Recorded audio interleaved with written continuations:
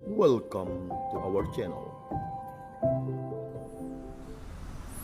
Ambillah anak tunggal kesayanganmu dan persembahkanlah dia di sana sebagai kurban bakaran pada salah satu gunung yang akan kukatakan kepadamu. Salam pada semua pengikut Riak Sabda.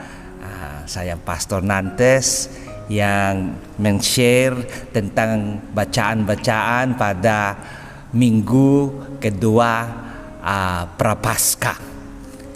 Yang kutipan yang saya baca itu dari kitab Kejadian, di mana Allah memerintahkan Abraham untuk mempersembahkan anak tunggalnya sendiri.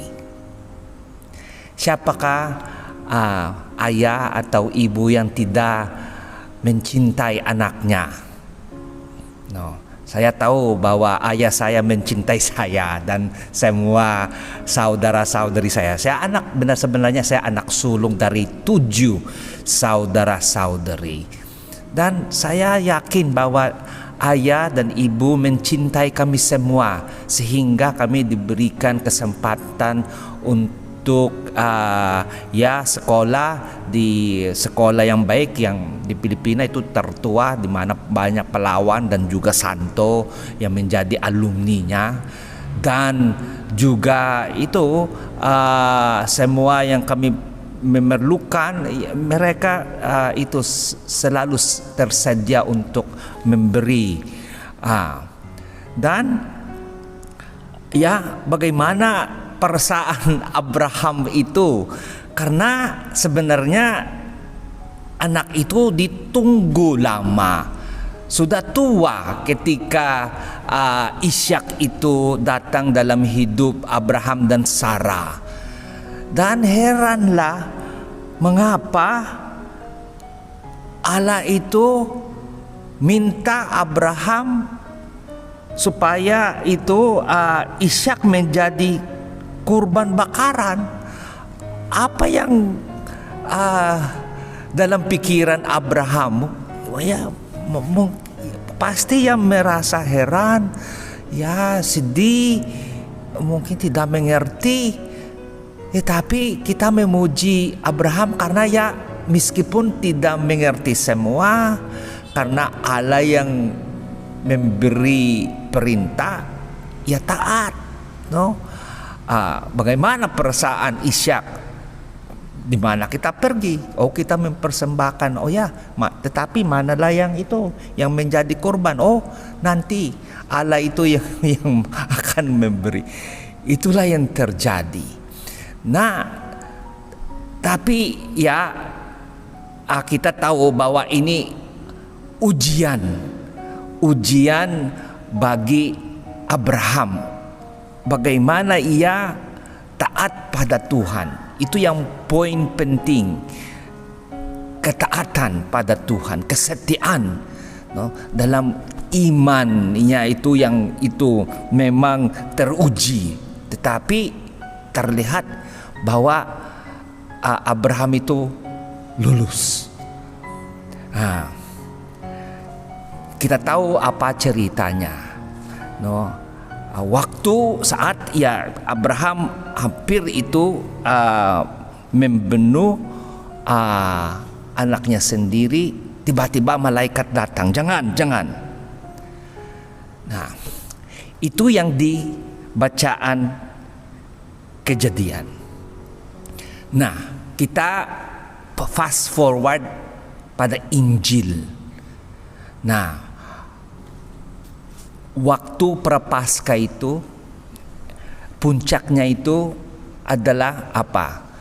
Hari yang Kamis Putih, Jumat Agung, dan Paskah. Apa yang terjadi di Gunung Kalvari, gunung lagi itu?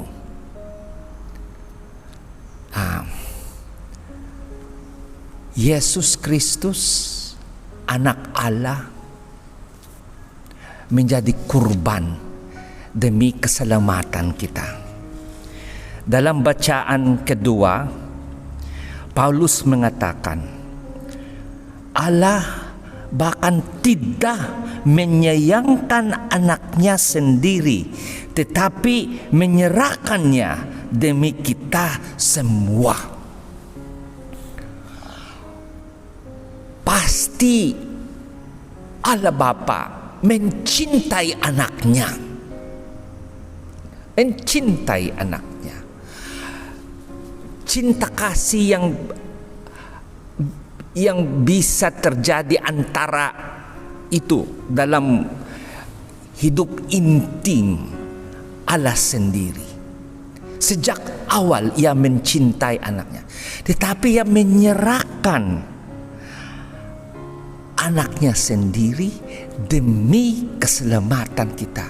Begitu berharga kita semua, saudara-saudariku, sehingga Allah rela mengorbankan anaknya sendiri.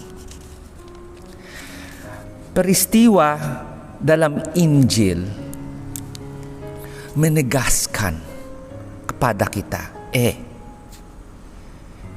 yang akan menjadi kurban di Kalbari ini bukan manusia biasa, tetapi Allah, anakku. Oleh karena itu, keilahiannya itu menjadi nampak, kemuliaannya itu nampak terhadap itu, yang 3 murid itu. Dan apa yang ada suara yang muncul ketika awan itu menutupi yang penampakan itu. Inilah anakku terkasih. Terkasih. Inilah anakku terkasih. Begitu besar anaknya yang terkasih. Bagaimana Abraham mencintai Ishak. Lebih dari itu, cinta kasih Bapa pada anak. Tetapi di Gunung Kalbari, anaknya itu diserahkan demi kita semua. Pikirkanlah cinta kasih yang besar. Permohonan dari Allah Bapa, dengarkanlah dia. Pentinglah bahwa ada Musa dan Elias. Musa itu mendengarkan suara besar di gunung Sinai, suara besar Allah dengan guntur dan kilat dan api. Dan Elias itu mendengar suara yang lembut seperti angin sepoi-sepoi. Dalam hidup kita, Bapak, Ibu, saudara-saudariku, kadang-kadang suara Allah itu besar. Dengan pandemi itu besar suaranya. Tetapi juga ada suaranya yang seperti angin sepoi-sepoi dalam hari yang biasa-biasa. Bagaimana kita peduli dengan suara Allah? Semoga sebagaimana Allah peduli dengan kita, kita peduli dengan permohonannya. Dan siapakah yang menjadi taat pada perintah Allah, yang imannya besar, sebagaimana Abraham diberkati sehingga keturunannya selama-lamanya. Dan karena ia ketaat, aku akan, kata Allah, memberkati engkau berlimpah-limpah, dan melalui engkau bangsa lain akan mendapat berkat. Ya, syukurlah saya punya ayah yang baik. Nah, sehingga kami 7 saudara-saudari itu lulus kuliah dan ada pekerjaan yang baik, sudah anak-anak dan sudah berbisnis. Ya, terima kasih pada Allah, pada ayah. Tetapi terima kasih pada Allah. Pasti ya, kita mengalami cinta kasih Allah itu dalam keluarga kita.